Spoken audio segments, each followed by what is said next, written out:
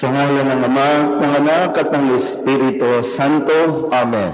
Ang pagpapala ng ating Panginoong Hesus Kristo, ang pag-ibig ng Diyos Ama, at ang makikipagkaisa ng Espiritu Santo naway sumainyong lahat. At sumaiyo rin.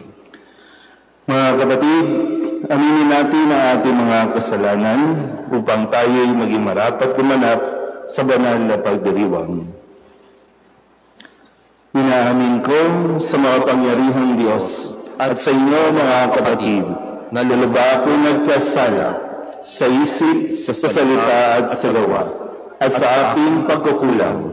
Kaya isinasamo ko sa mahal na Birhen Maria, sa lahat ng mga anghel at mga banal, at sa inyo mga kapatid, na ako'y ipanalangin sa Panginoong ating Diyos.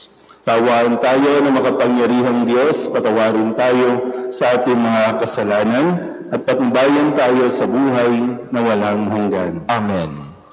Panginoon, kaawaan mo kami. Panginoon, kaawaan mo kami. Kristo, kaawaan mo kami. Kristo, kaawaan mo kami. Panginoon, kaawaan mo kami. Panginoon, kaawaan mo kami.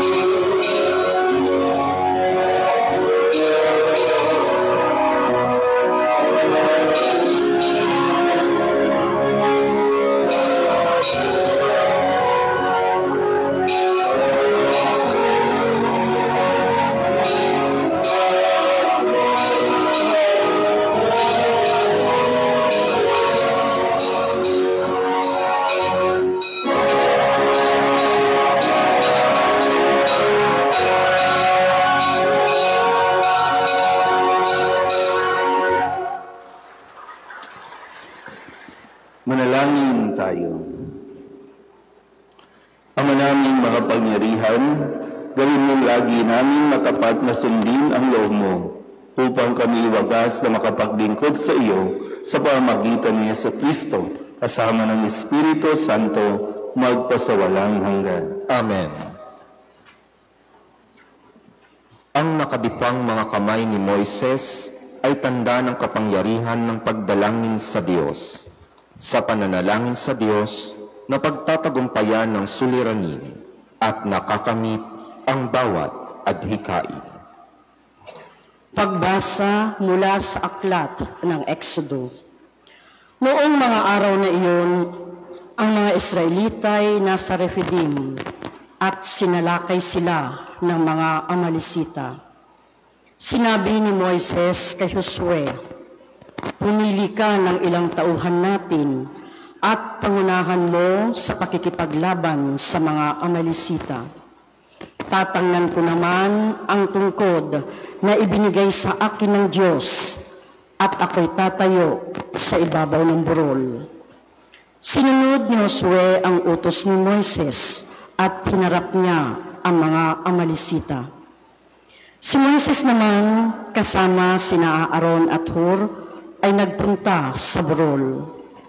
Kapag nakataas ang mga kamay ni Moises, nananalo ang mga Israelita. Kapag nakababa, nananalo naman ang mga Amalisita. Nangawit na si Moises, kaya sina Aaron at Hur ay kumuha ng isang bato at pinaupo roon si Moises habang hawak nilang pataas ang mga kamay nito hanggang sa lumubog ang araw. Dahil dooy nalupig ni Josue ang mga Amalisita. Ang salita ng Diyos. Salamat sa Diyos.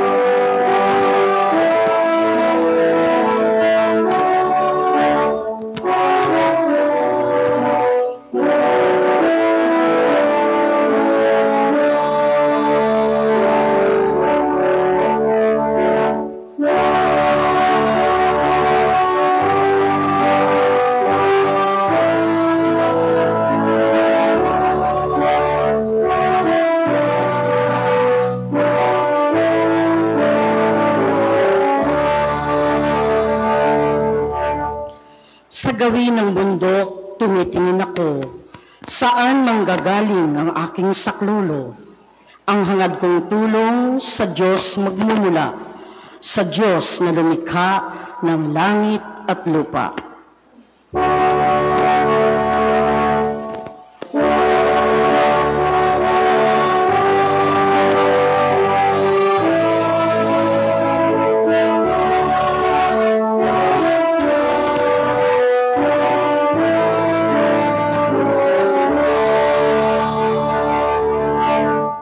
Huwag sana akong bayaang mabuwal, handang lagi siya sa pagsasanggalang. Ang tagapagtanggol ng bayang Israel, hindi natutulog at palaging gising.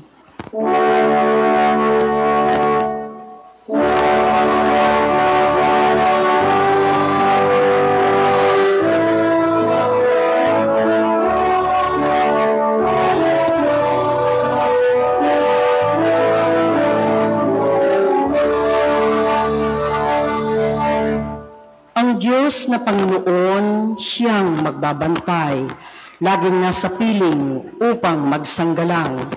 Di ka magdaramdam sa init ng araw, kung gabi ay di ka sasaktan ng buwan.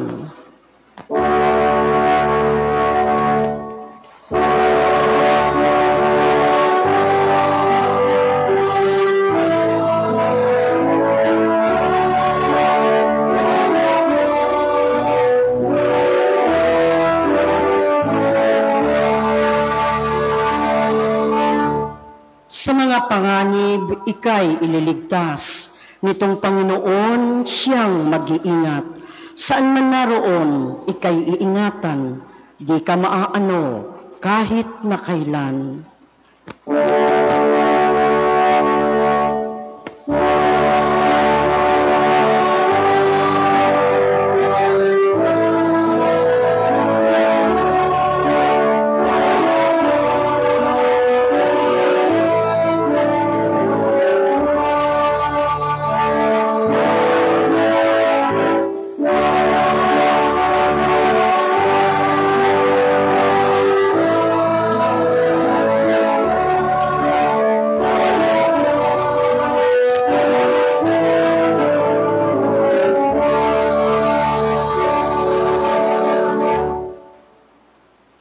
Salita ni Apostol Pablo kay Timoteo ay patungkol sa paggawa ng kabutihan habang tayo'y dumudulog sa salita ng Diyos. Pagbasa mula sa ikalawang sulat ni Apostol San Pablo kay Timoteo. Pinakamamahal ko, huwag mong tatalikdan ng mga aral na natutuhan mo at matibay na pinananaligan. Yamang kilala mo ang nagturo nito sa iyo. Mula pa sa pagkabata, alam mo nang ang banal na kasulatan ay nagtuturo ng daan ng kaligtasan sa pamamagitan ng pananalig kay Kristo Jesus. Lahat ng kasulat ay kinasihan ng Diyos at magagamit sa pagtuturo ng katotohanan, sa pagpapabulaan sa maling aral, sa pagtutuwid sa likong gawain, at sa pag-akay sa matuwid na pamumuhay. Sa gayon, ang lingkod ng Diyos ay magiging handa sa lahat ng mabubuting gawain. Inuutusan kita sa ngalan ng Diyos at ni Kristo Jesus, na hahatol sa mga buhay at mga patay, alang-alang sa kanyang pagparito at paghahari. Ipangaral mo ang salita ng Diyos, napapanahon man o hindi. Hikayatin mo, pagsabihan at patatagin ang loob ng mga tao sa pamamagitan ng matiyagang pagtuturo. Ang salita ng Diyos. Salamat sa Diyos.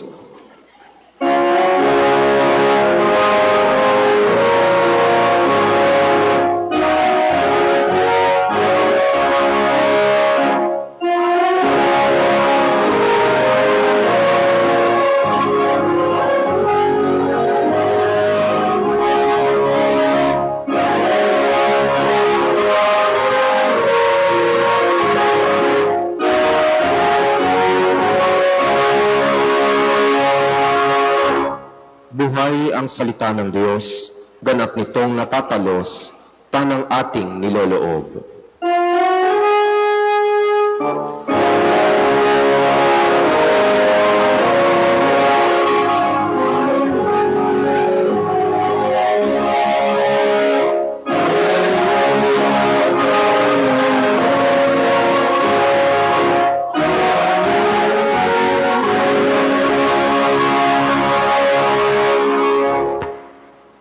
Sumainyo ang Panginoon. At sumaiyo rin.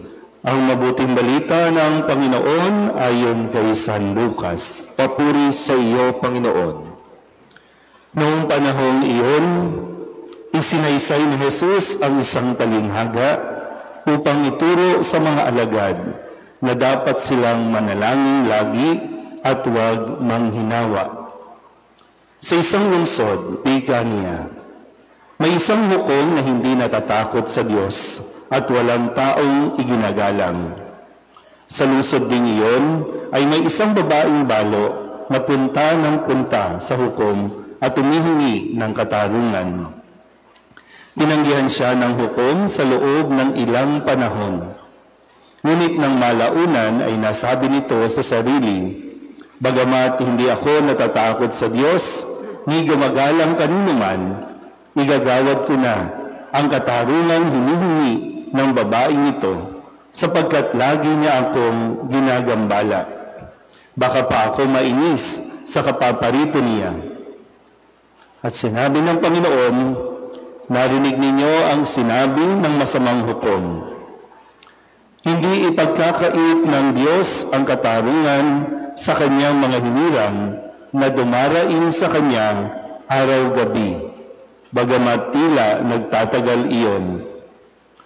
Sinasabi ko sa inyo, agad niyang igagawad sa kanila ang katarungan.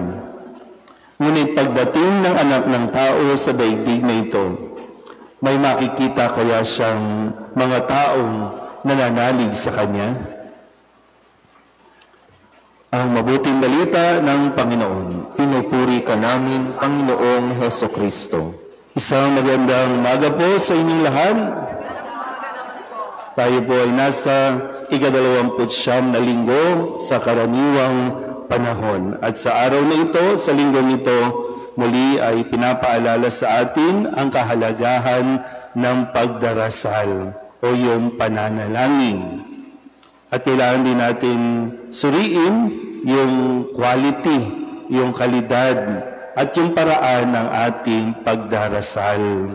Baka nagdarasal lang tayo dahil may hinihingi tayo, o kaya naman pag nagdarasal tayo, ang number one na ating pong iniisip, dapat ipagkaloob ng Diyos ang aking dinadasal. Pero yun nga po, no? Ano ang nilalaman ng ating mga dasal? Kailangan mo din tingnan, no? Ano ang nilalaman ng iyong mga dasal?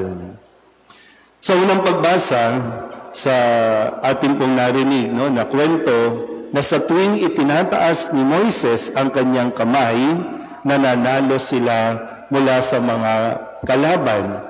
Kapag naibababa naman ni Moises dahil nangangawin, napapagod, natatalo sila ng mga kalaban. Kaya nga, diba, yung ating pananalangin, kung ang isang paraan natin, diba, pag nagdarasal tayo, itinataas natin ang ating mga kamay. Lalo na kapag sa misa, kapag nagdarasal tayo ng Ama namin, lahat tayo tumataas ang kamay. Kasi yun ay simbolo o tanda rin ng ating pong pagdarasal. Itinataas ang kamay at ipinapaubaya natin sa Diyos ang ating pong buhay, ipinapaubaya natin sa Diyos ang ating mga kahilingan. Kaya kung si Moises, ang kanilang pinuno, ang kanilang leader, itinataas ang kamay, ganun din yung paalala sa ating lahat. Kaya nasabi sa Ebanghelyo, kausap ni Jesus ang mga alagad. Ang mga alagad nito, sila ang magiging tagapangasiwa ng simbahang itinatag ni Jesus na ipagkakatiwala sa kanila. So napakahalaga na sa isang leader, sa isang namumuno, na siya mismo ay nagdarasal. Napakagandang makita kung ang mga haligi ng tahanan, ang mga ama ng tahanan ay nakikita ng kanilang pamilya na sila ay nagdarasal. Yan muli, no? Sabi nga, kapag nakataas ang kamay, nananalo sila. Pero kapag nangihina, bumababa, natatalo sila, kaya't kailangan din ng suporta. Diba ang sabi doon, no? Tinulungan si Moises nila Josue para iangat, itaas muli ang kanyang kamay. Sa ating Ebanghelyo, muli sabi ni Kristo, kailangan kayong manalangin lagi at huwag manghinawa. Sa bandang dulo, sabi dito na igagawad ng Diyos sa kanila ang katarungan. Huwag manghihinawa, huwag panghihinaan ng loob kung sakali na ang ating mga panalangin ay hindi dumarating o hindi pa ipinagkakaloob ng Diyos. Magdasal lang. Di ko alam kung ano yung panalangin na akala ninyo hindi pa dinirinig o hindi talaga pinakinggan ng Diyos. Pero tandaan natin, walang panalangin nakalulusot sa Diyos. Lahat ng dinadasal natin, naririnig yan ng Diyos. Lahat. Pero hindi ibig sabihin, lahat ng panalangin natin ay ibibigay niya dahil tandaan mo, ang Diyos ay matuwid. Sabihin niyo nga po, matuwid. Ang Diyos ay matuwid. At dahil siya ay matuwid, hindi niya ibibigay ang mga bagay na ikakapahamak natin. Huwag kang magtampo. Minsan, kala natin, ay, hindi ako pinakinggan ng Diyos, kaya ba't pa ako magdarasal? Titigil na lang ako sa pagdarasal. Gaya ng nasabi ko kanina, ano ba ang nilalaman ng iyong dasal? Simula pa nung pagkabata, hanggang ngayon tumanda ka na, ano ba ang nilalaman ng iyong dasal? Imaginin po natin, kung lahat po kayo naririto, magdadasal, o nagdadasal, Lord, sana tumama ako sa loto mamayang gabi. Marami kasi, di ba? Lahat nga nang pumipila dyan sa mga lotohan. Lahat yan nagdadasal, Lord, sana tumama. Hindi tumama. Di ba naman yan, Lord? Nagdasal naman ako.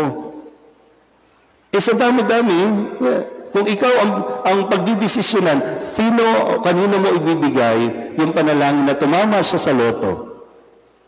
Sige nga. At naiintindihan ninyo ito, mga magulang. Hindi lahat ng hinihingi ng inyong mga anak, ibibigay mo. Kasi alam mong ikakapahamak mo ito. O kaya naman, dapat niyang maunawa ang mabuti kung ano ang responsibilidad na kalakip ng kanyang hinihingi. Dahil kapag ang isang tao, ang isang bata, natuto o nasanay na bawat tingin niya bigay ng bigay, nagiging spoiled at hindi nagiging mabuti ang kanyang pag-uugali. Kaya ganun din tayo. Yan, kung titinan nga natin, no? Minsan, naalala ko po, no, pag may nagdarasal ng sana humaba pa ang buhay. Sino nagdarasal na humaba pa ang buhay?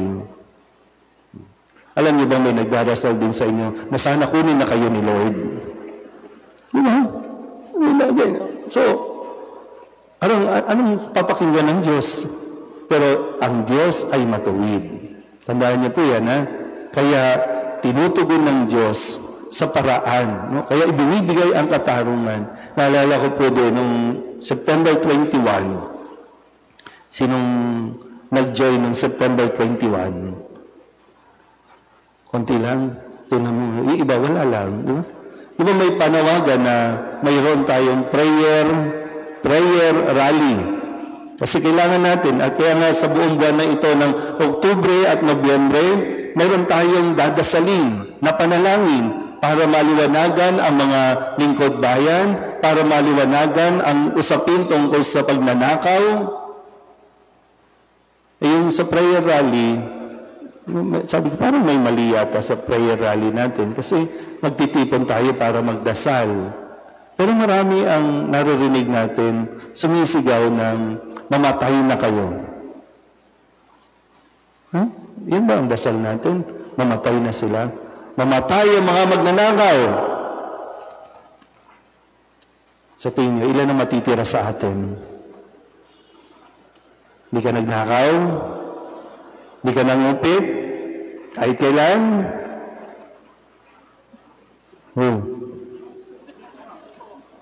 Diba? Parang may mali. Ipinagdarasal at sa tingin nyo, ang Diyos ay matuwid. Sa tingin nyo, bibingkin niya yung Lord, sana kunin mo na siya, Lord. Sana mamatay na siya, Lord. So pag namatay siya, ay salamat sa Diyos. Ganun ba ang Diyos? Pero yun nga po, ano ba? After nung prayer rally natin, wala na, tumahimik na ulit ang Senate, tumahimik na ulit ang mga hearing, wala na naman tayong narinig. So, titigil na lang ba tayo? Sa pagdarasal, ititigil na ba natin? Dahil parang wala naman nangyari. Kasi tingnan nga natin, ano ba yung ginawa natin? Ano ba yung dinadasal natin? Dininig naman ng Diyos, Lord, sana naman, no? Magkaroon kami ng matitinong leader. Okay. Wish granted, o prayer granted. Pero nung eleksyon, Anong ginawa mo? Nagdasal ka lang naman na, Lord, sana may kumatok sa bahay namin para magbigay ng 1.5. Akala ko ba nagdadasal tayo na magkaroon ng matinong gobyerno? Pag nandiyan na yung kasagutan, binigay na nga, hindi mo naman ginawa. Tapos, pagkatapos, kinabukasan pa lang, re-reklamo ni Lord, hirap na ang buhay namin. Yung pinili naman natin, manloloko lang naman din sa atin. Alam mo naman yan, di ba? Kaya, tandaan natin muli. Sabi sa ikalawang pagbasa, sa sulat ni San Pablo, huwag mong kakalimutan ang mga aral o turo ng ating Panginoong Jesucristo. So ngayon, ang turo sa atin, huwag tayong manghihinawa, huwag tayong mapapagod, huwag tayong titigil sa ating pagdarasal. Isang araw, makikita natin ang katuparan ng lahat ng ating mga dinadasal. Amen? Magsitayo ang lahat, ipahayag natin ang ating pananampalataya. Sumasampalataya ako sa Diyos samang makapangyarihan sa lahat, na may gawa ng langit at lupa. Sumasampalataya ako kay Hesukristo, iisang anak ng Diyos, Panginoon nating lahat.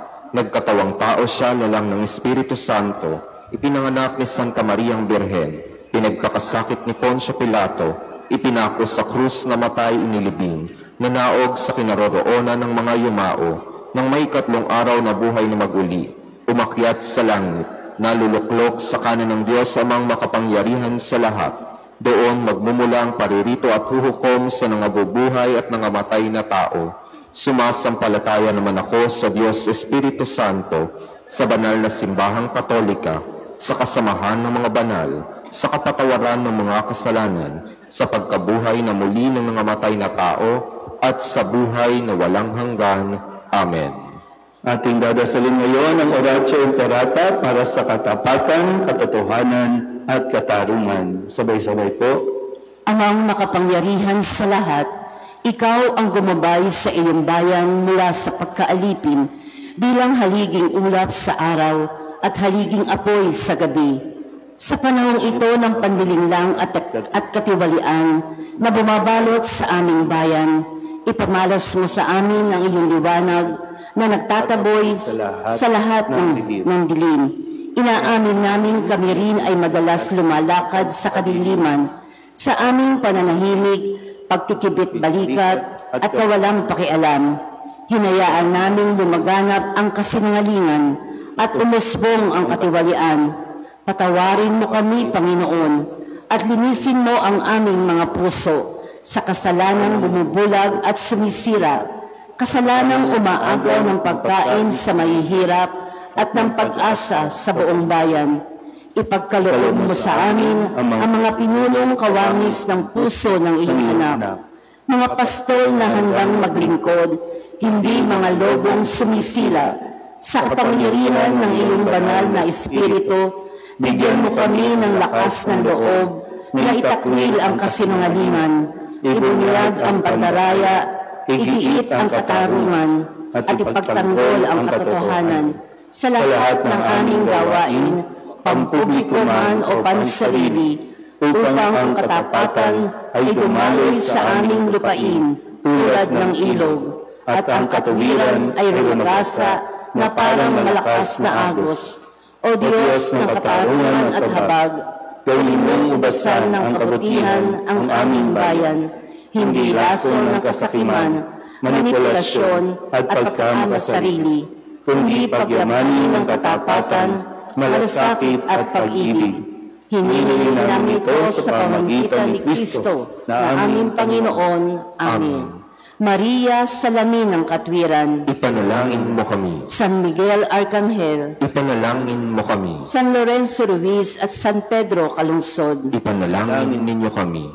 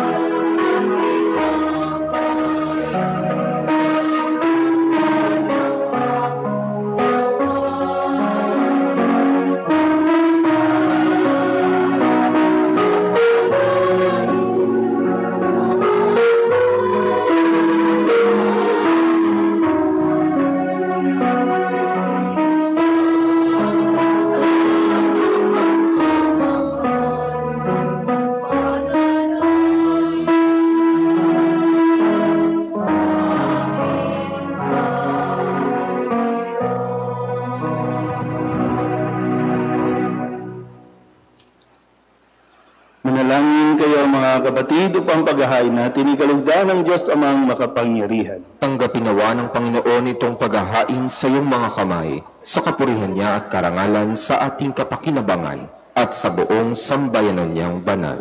Ama naming Yamika, ipagkaloob mong ikaw ay aming kusang mapaglingkuran sa paghahain namin ng mga alay na iyong bigay, upang kami dalisayin ng iyong pagmamahal sa paglilingkod namin ngayong ginaganap ang banal na pagdiriwang sa pamamagitan ni Jesucristo kasama ng Espiritu Santo magpasawalang hanggan. Amen. Sumainyo ang Panginoon. At sumaiyo rin. Itaas sa Diyos ang inyong puso at diwa. Itinaas na namin sa Panginoon. Pasalamatan natin ang Panginoong ating Diyos. Marapat na siya ay pasalamatan. Ama naming makapangyarihan, tunay ng marapat na ikaw ay aming pasalamatan. Sa iyong kagandahang loob, kami iyong ibinukod upang iyong maitampok sa kadakilaan ng lubos.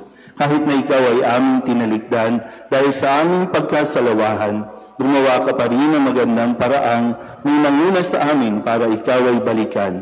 Kaya't ang iyong minamahal na anak ay naging isa sa mga taong hamak upang may kapwa kaming makapagligtas sa aming pagkapahamak at pagkaligaw ng landas.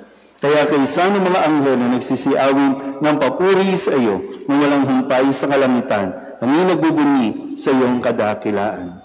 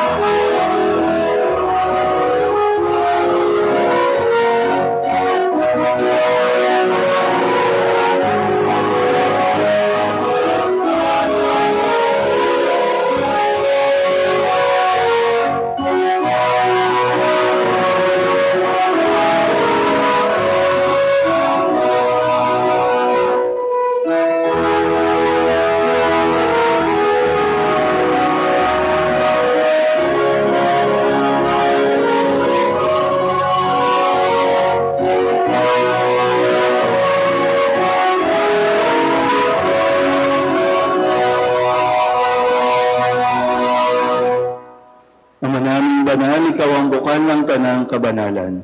Kaya't sa pamamagitan ng iyong Espiritu, gawin mong banal ang kaloob nito upang para sa amin maging katawan at dugo ng aming Panginoong Jesucristo. Bago niya pinagtisang kusang loob na maging handog, inawakan niya ang tinapay, minasalamatan kaniya, pinaghati-hati niya iyon, iniabot sa kanyang mga alagad at sinabi, tanggapin ninyong lahat ito at kanin, ito ang aking katawan, niyahandog para sa inyo.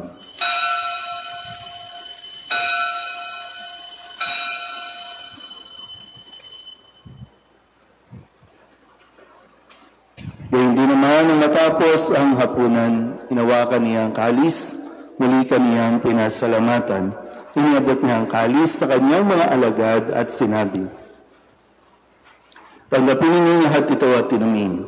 Ito ang kalis, ang aking dugo, ng bago at walang hanggang tipan. Ang aking dugo na ibubuhos para sa inyo at para sa lahat sa pagpapatawad ng mga kasalanan. Gawin ninyo ito sa pag-alaala sa akin.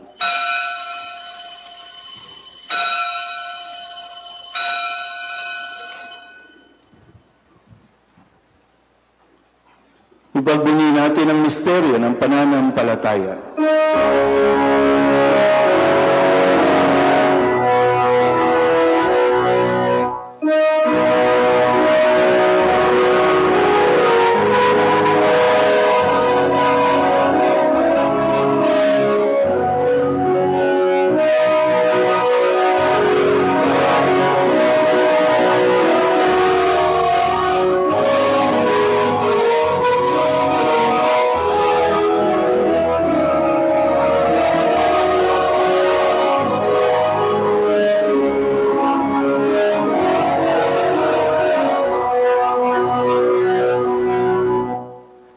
Ginagawa namin ngayon ang pag-alaala sa pagkamatay at muling pagkabuhay ng iyong anak. Kaya tiniaalay namin sa iyo ang tinapay na nagbibigay buhay at ang kalis na nagkakaloob ng kaligtasan. Kami nagpapasalamat dahil kami iyong minarapat na tumayo sa harap mo para maglingkod sa iyo. Isinasamo namin kami magsasalo-salo sa katawan at dugo ni Kristo ay mabuklod sa pagkakaisa sa pamamagitan ng Espiritu Santo. Ama, lingapin mo ang iyong simbahang laganap sa buong daigdig. Puspusin mo kami sa pag-ibig, kaysa ni Leon na aming Papa at ni Jose na aming Obispo at ng Tanang Kaparian. Anilanganin mo rin ang mga kapatid namin na himlay na may pag-asang sila'y muling mabubuhay, gayon din ang lahat ng mga pumanaw. Kawaan mo sila at patuloyin sa iyong kaliwanagan. Kawaan mo at pagindapatin kaming lahat na makasalo sa iyong buhay na walang wakas. Kaysa ng mahal na Birhen Maria na ina ng Diyos, ng kabiyak ng puso niyang si San Jose, kaysa ng mga apostol at ng lahat ng mga banal na namuhay dito sa daigdig ng kalugod-lugod sa iyo, may pagdiwang nawa namin ang pagpupuri sa ikararangal mo sa pamamagitan ng iyong anak na aming Panginoong Heso Kristo. Sa pamamagitan ni Kristo, kasama niya sa Kanya, ang lahat ng parangal at papuri ay sa iyo, Diyos Amang makapangyarihan, kasama ng Espiritu Santo, magpasawalang hanggan.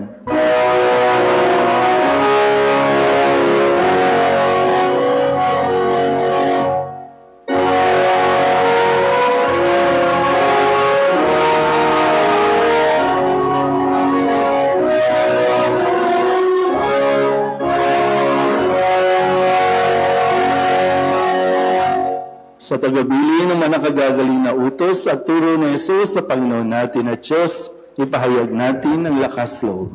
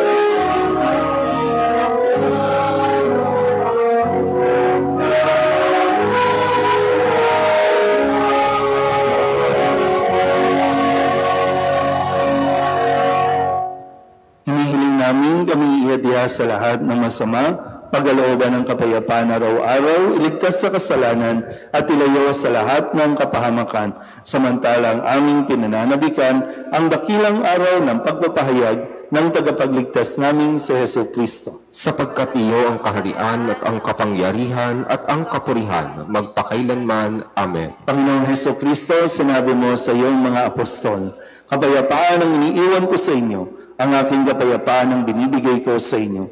Tunghayan mo ang aming pananampalataya at huwag ang aming mga pagkakasala. Pagkalooban mo kami ng kapayapaan at pagkakaisa ayon sa iyong kalooban, kasama ng Espiritu Santo, magpasawalang hanggan. Amen. Ang kapayapaan ng Panginoon ay laging sumainyo. At sumayo rin. Magbigayan po tayo ng kapayapaan sa isa't isa.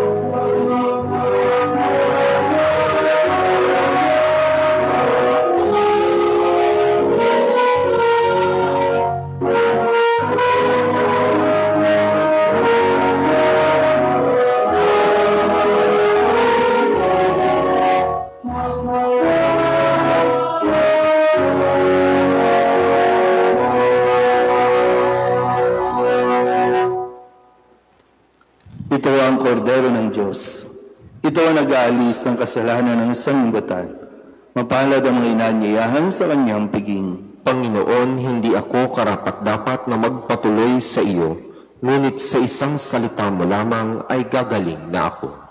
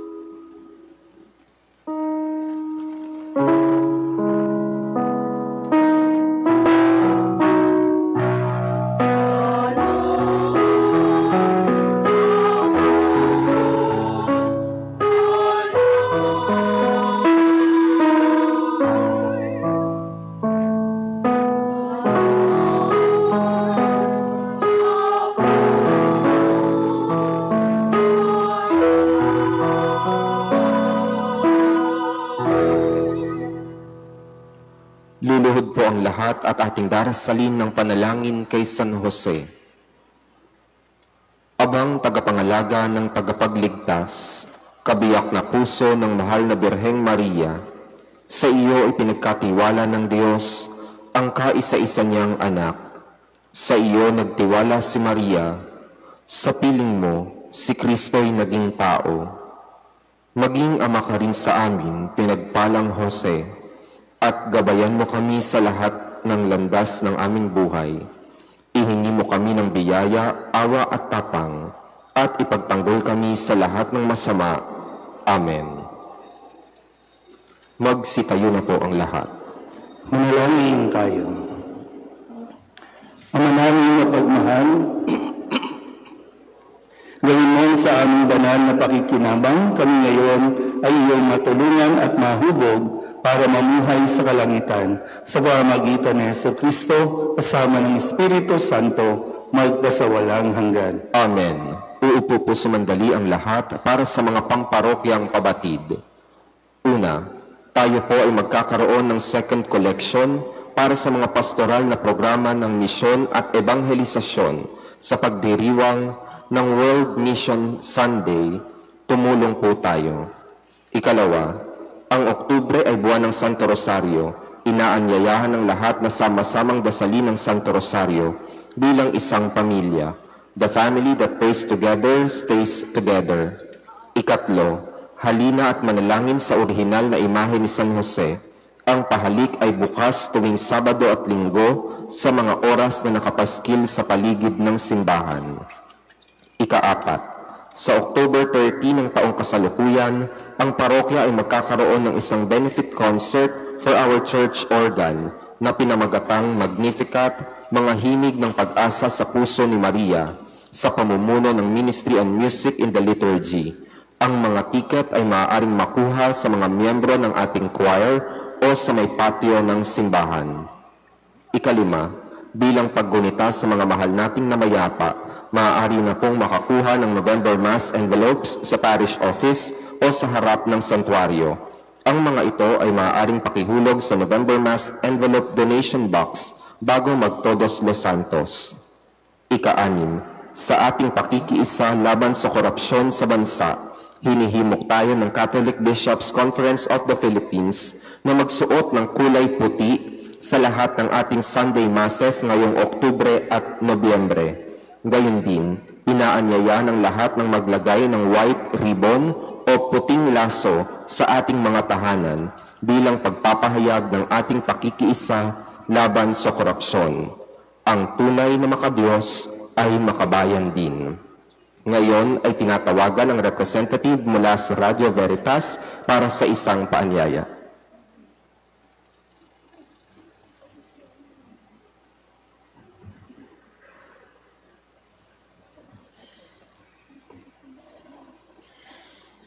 Magandang araw po, brothers and sisters. Ako po si Sister Milan, Kapanalig Coordinator mula sa Kapanalig Department ng Radio Veritas. Isang karangalan po na makasama kayo ngayon at ibahagi ang ating misyon ng pagpapalaganap ng pananampalataya. Ipinapakilala po namin si Kapanalig Purifikasyon, 85 taong gulang na ngayon ay mag-isa na lamang sa kanyang tahanan. Ang kanyang anak ay nasa ibang bansa at pumanaw na rin ang kanyang asawa dahil bihira na po siyang makapagsimba dahil sa kanyang sakit. Nakikinig siya araw-araw sa Radio Veritas upang mapanatili ang kanyang pananampalataya at koneksyon sa Diyos. Isa sa mga inaabangan niya ay ang Kapanalig Hotline, kung saan siya ay tumatawag upang makausap kami, ang mga Kapanalig Coordinators, na nagbibigay ng lakas ng loob at pakikinig mula sa puso. Marami pong kagaya ni Kapanalig Purifikasyon, mga kapanalig na mag-isa sa buhay, nasa malalayong lugar o dumaranas ng sakit o siliranin. Kami po ang kanilang kaagapay sa pananampalataya, kaya po kami ay mapagpakumbabang humihiling ng inyong suporta naway maging bahagi rin kayo ng aming misyon bilang isang kapanalig member o sa anumang paraan na nais ninyong tumulong upang masuportahan ang apostoladong ito at ang iba pang programa ng Radio Veritas. Para sa karagdagang impormasyon, bumisita lamang po sa aming kapanalig booth sa labas ng simbahan. Nariyan po kami upang ipaliwanag kung paano kayo makakasali at makakatulong sa pagpapalaganap ng liwanag ng Diyos sa puso ng bawat kapanalig. Muli, maraming salamat po at naway pagpalain kayo ng Panginoon.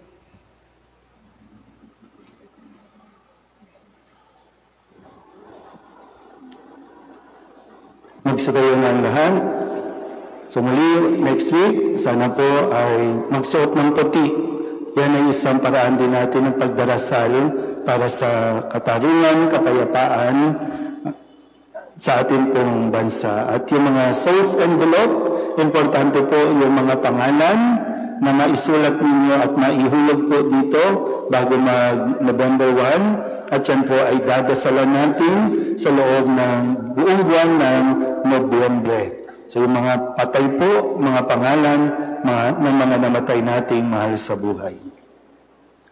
Sumainyo ang Panginoon At sumayo rin. at pagpalain kayo ng mga pangyarihang Diyos, Ama at Anak, Espiritu Santo. Amen. Tapos ng banal na misa, humayo tayo sa kapayapaan ni Kristo. Salamat sa Diyos. Magandang umaga.